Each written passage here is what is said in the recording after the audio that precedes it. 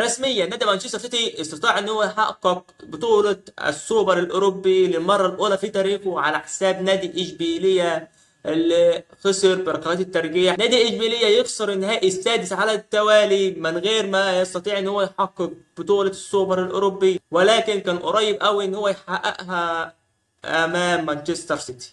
بس في الاول قبل ما نخش في الفيديو ما تنساش تدعمني بلايك، ولو انت جيت شفت مشترك في القناه. ويلا نخش في الفيديو. نادي اشبيليه وعكس المتوقع منه قدر ان هو يقدم مباراه كبيره قدام نادي مانشستر سيتي، بل وكان ان هو يقدر يفوز بالمباراه عادي، لان في الشوط الاول كان يقدر يسجل حوالي 3 او 4 اهداف، بس لولا يوسف النصيري اللاعب الغريب جدا.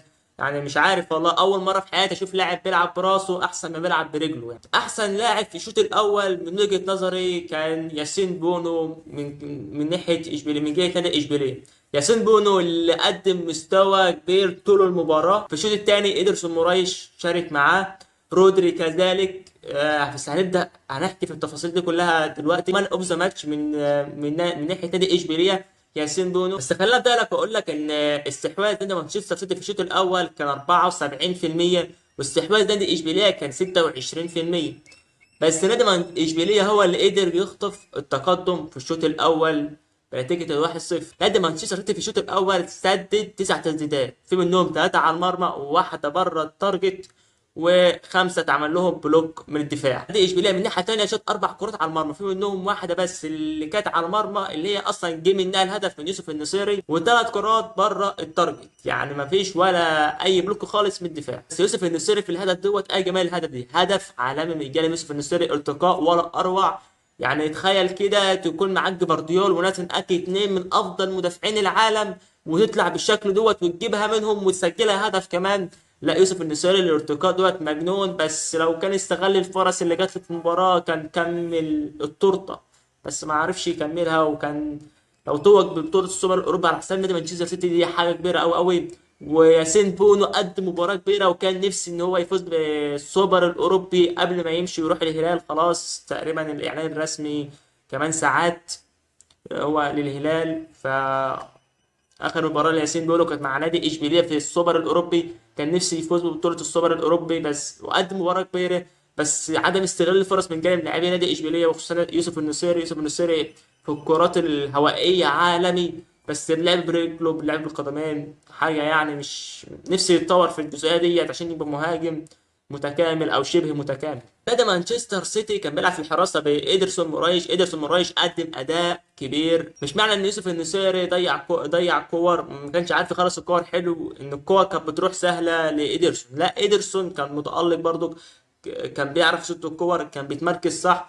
إيدرسون قدم مباراة كبيرة، هو اللي ادى الفوز النهارده لمانشستر سيتي، هو ورودري. الدفاع كان على اليمين كايل ووكر، وكان على الشمال جيفارديول. في قلب الدفاع كان في ناسن اكي ومانويل اكانجي. جيفارديول على الوينج على الليفت باك دي غريبه قوي. كله كان العالم كله عمره ما توقع ان هو هيلعب بجيفارديول ليفت باك، وخصوصا ان في ناسن اكي في الملعب.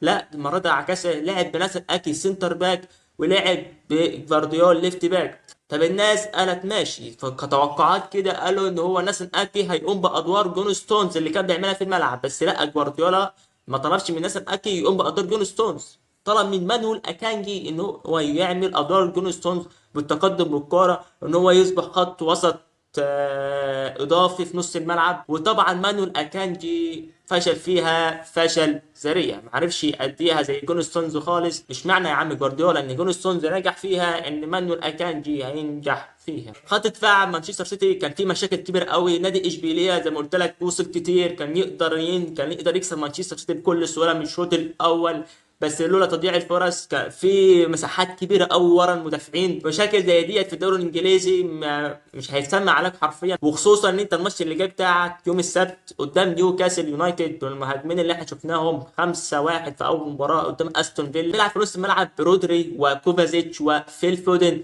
فيل فودن اللي منزله مكان كيفن دي بروين. الظاهر ان هو يعتمد على فيل فودن في المنطقه ديت ان هو يغطي مكان كيفن دي بروين، ومش هيعتمد على خوليان الفاريز اللي شفناه في اول مباراه، اللي هو كان بيلعب في المنطقه دي كلاعب 10 وكان بيضم كمهاجم تاني يساعد الهجمه. فيل فودن الى الان مش ما ظهرش منه اي حاجه، مش شايفين ان هو لسه ما عرفش يعوض كيفن غير كيفن دي بروين.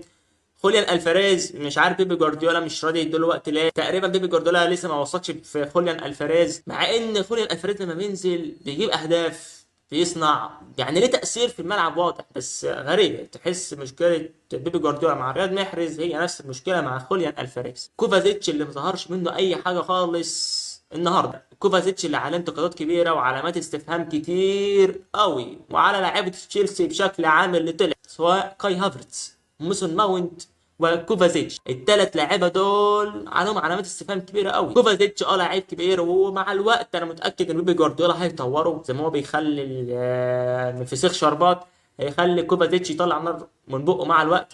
بس كوفازيتش ما هوش الكاي جوندوجان. كوفازيتش المفروض لما كان يجي ما كان يقعد له زي جاي جريلتش كده، اللي هو موسمين ولا حاجة على الأقل لحد ما يتأقلم، لحد ما يوصل مستوى مانشستر سيتي العالي. يعني المفروض كوندوجان ما كانش مشي، كوفازيتش يجي يقعد مدورة كده زي اللي بيحصل دلوقتي مع كالفين فيليبس. انا متاكد ان كالفين فيليبس كمان موسم ولا حاجه هنشوف في الملعب يطلع نار من بقه. فكوفازيتش قدم مستوى اقل من المتوقع منه خالص. فيل فودن ما قدمش حاجات كتير، ما قدمش المتوقع، ما عرفش يصنع، ما عرفوش يوصلوا كور لهالاند خالص. هنروح لرودري. رودري يا رودري محور الارض حرفيا. رودري هو مانشستر سيتي، هو خط نص مانشستر سيتي. حتى الاسيست، حتى الهدف اللي جه لنادي مانشستر سيتي عن طريق كول بالمر باسيست من رودري. رودري اللاعب الوحيد في مانشستر سيتي اللي كان عنده الجرأة ان هو يلعب باص امامي.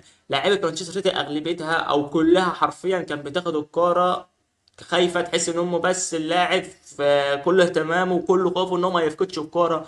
ما جربوش حتى اللعيبه انها تلعب كرات اماميه اللي هي تخترق الدفاع، كرات ما بين الدفاع، كرات طوليه. الحاجات ديت ما شفناهاش. حتى ايرلينج هالاند ما وصلوش كور النهارده خالص. ما شفناش ايرلينج هالاند النهارده خالص الا في كام كوره، في كام لمسه، حوالي 15 لمسه طول المباراه ولا 19 لمسه طول المباراه.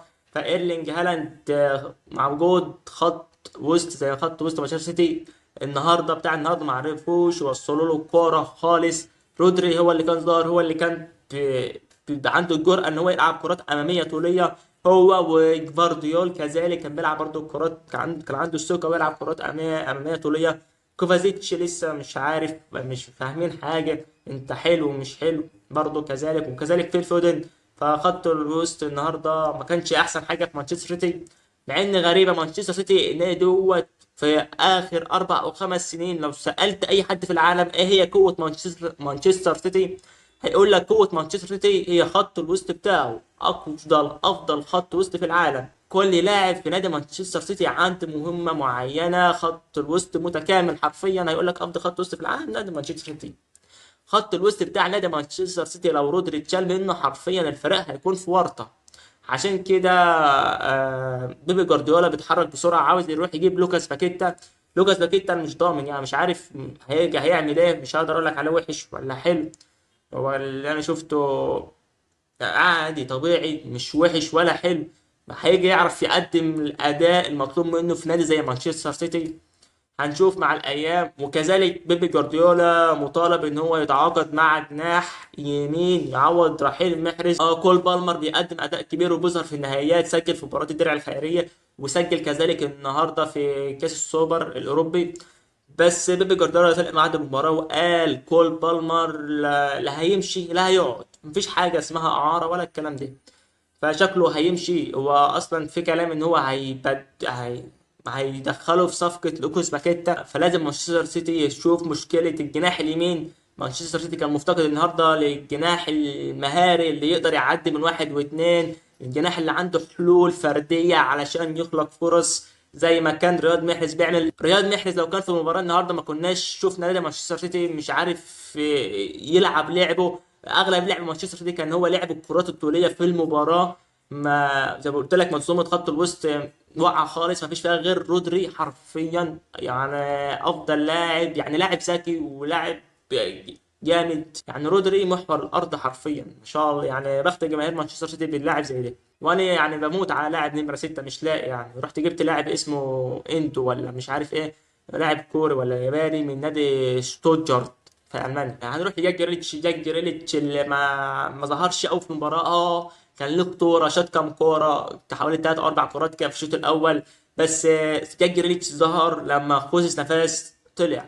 خوزيس نفاس لما كان بيلعب كان عامل ماتش على جاك جريليتش، كان منع خطورته خالص. نادي اشبيليه اللي اثر في اللياقه، لياقه نادي اشبيليه والاستمرار طول ال 90 دقيقه دي اثرت فيه جامد. عشان كده نادي اشبيليه مع انخفاض لياقته، نادي مانشستر سيتي استطاع ان هو يسجل هدف التعادل عن طريق كول بالمر بعرضيه من رودري. وزي ما قلت لك ايرلينج هالاند ما وصلوش اي كور النهارده، يعني تقييمه ما عملش اي حاجه حرفيا. منظومه نص الملعب ما وصلتش ليه اي كوره النهارده. نادي مانشستر سيتي لو فضل كده يعني ابشرك بموسم تاني الدوري، الا لو بيب جوارديولا عارف يحل الامر ويرجع لوكاس باكيتا. رودري لو اتصاب فالسلام عليكم، ادعي يا رب يا رب تخش التوب فور. والله اعلم، ما حدش هيعرف ايه اللي هيحصل طول الموسم. بس اللي انا شفته قدامي مانشستر سيتي بيعاني في نص الملعب، ودي غريبه. يعني مانشستر سيتي زي ما قلت لك قوته في نص الملعب. مانشستر سيتي السنه دي قوته في قلوب الدفاع، في الدفاع عامه يعني. مانشستر سيتي عنده ضخمه في خط الدفاع. امريك لابورت ايوه طلع خلاص، امريك لابورت مع النصر بيمضي الورق وماشي. فبيب جوارديولا ما عرفش يحل مشكله نص الملعب ديت، هيبقى موسم صعب قوي على السيتي يعني. وبس كده، كان معاكم كريم عبده. ما تنساش بقى لو عجبك الفيديو تدعمني بلايك، وانت تجي شرط اشتراك في القناه. والسلام عليكم.